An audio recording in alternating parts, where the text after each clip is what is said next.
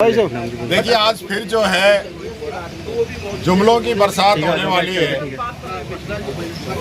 आज बजट में तो ऐसा लगेगा कि राजस्थान के अंदर युवाओं को नौकरी भी मिल जाएगी, सारी सड़कें भी ठीक हो जाएगी, सड़कों पे जाम से भी मुक्ति मिल जाएगी, घरों में पानी भी आ जाएगा, बिजली भी दिन में आ जाएगी, किसान को खाद बीज भी जो है समय पे मिल जाएगा और उसकी खरीद भी हो जाएगी। आज कोई कमी नहीं रहेगी।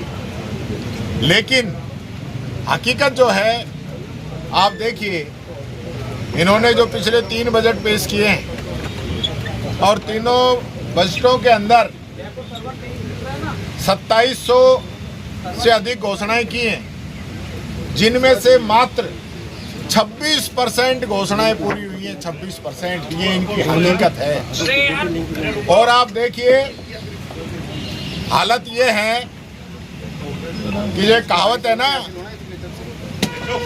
कि कर्ज लेके घी पीना, वो काम ये सरकार कर रही है।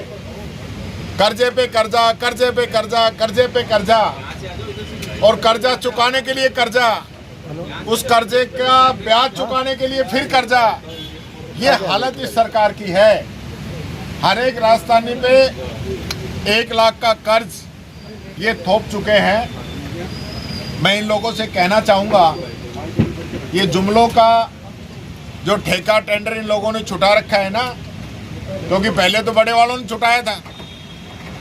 2 करोड़ रोजगार हर साल, किसान की आमदनी दुगनी, महंगाई, भ्रष्टाचार सब खत्म कर देंगे। उनको ऊपर से निर्देश आते हैं, उनके जो राष्ट्रीय नेता हैं, उनके जो सोच है, वो सोच भारत के समर्थन में नहीं, हमेशा भारत विरोधी रही है। और उसी सोच को प्रतिपादित करने के लिए उनके जो नेता हैं, उनकी गुणगान करते रहते हैं और बिना आधार के अपनी बात को कहते हैं। जूली जी, आप तो खुद पिछली सरकार में मंत्री थे ना, और आप एससी समाज से आते हैं। आपके एससी समाज के लोगों पर जो अपराध उस समय घटित हुए थे, उस पर आपने कभी प्रायश्चित किया है क्या? अब देखिए, हमारी सरकार ने कानून व्यवस्था सुदृढ़ की है, विकास के नए आयाम स्थापित किए हैं, हमारी रोड कनेक्टिविटी है वो बढ़ रही है, देशी और विदेशी कंपनियां राजस्थान में उद्योग स्थापित कर रही हैं, और राजस्थान की अर्थव्यवस्था में सुधार हो रहा है। युवाओं के सपनों को साकार करने के लिए, किसान को उन्नत बनाने के लिए, और हमारे व्यापारी भाइयों को शांति, अमन, चैन से व्यापार संपन्न कर सकें, उसके लिए माननीय भजनलाल शर्मा जी दृढ़ संकल्पित है। उसके लिए हम काम कर रहे हैं। और कांग्रेस अपना रोना रो रही है, क्योंकि इन्होंने अपने कार्यकाल में कुछ किया नहीं।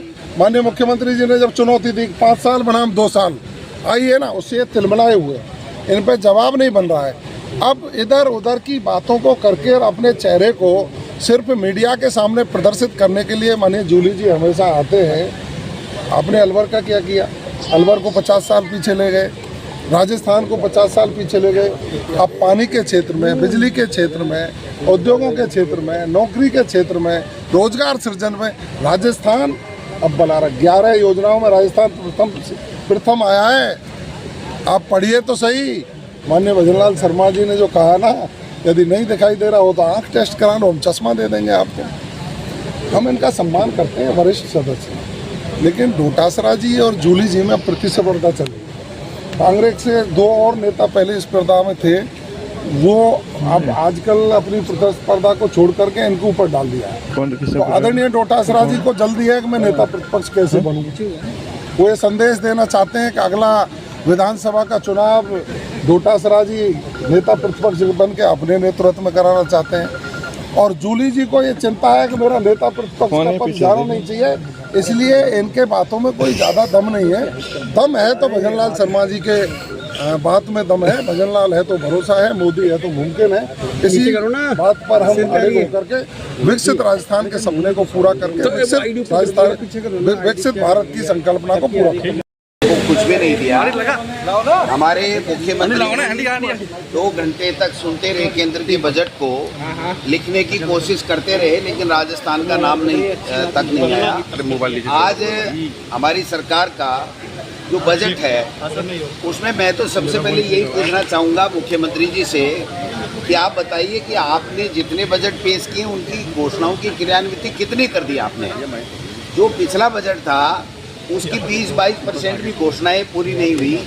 उससे पहले जो बजट आए उनको कुल मिलाकर के 37-38% घोषणाओं की क्रियान्विति नहीं हुई है। तो आज मैं समझता हूँ क्या देने वाले हैं, आज किसान के लिए क्या देंगे ये देखा जाएगा।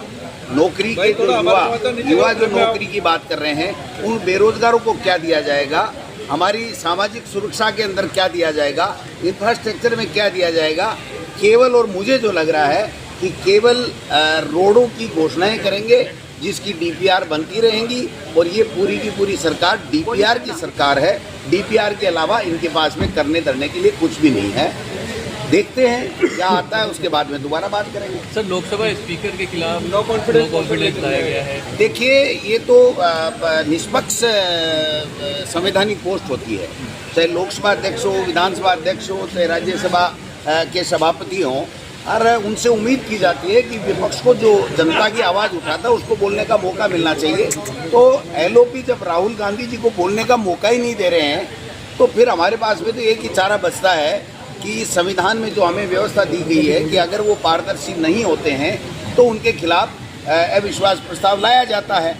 तो ये नौबत ही क्यों आई जब एलओपी को 1 मिनट के लिए भी नहीं बोलने दिया गया और इशारे किए गए सत्ता पक्ष की ट्रेजरी बेंच की ओर से कि नहीं, इसको नहीं बोलने देना है, ये हमारी खटिया खड़ी कर देगा, हमारी बखियाँ उधेड़ देगा, हमारी विदेश नीति जो ठीक नहीं चल रही है उसके बारे में कोई बात करेगा।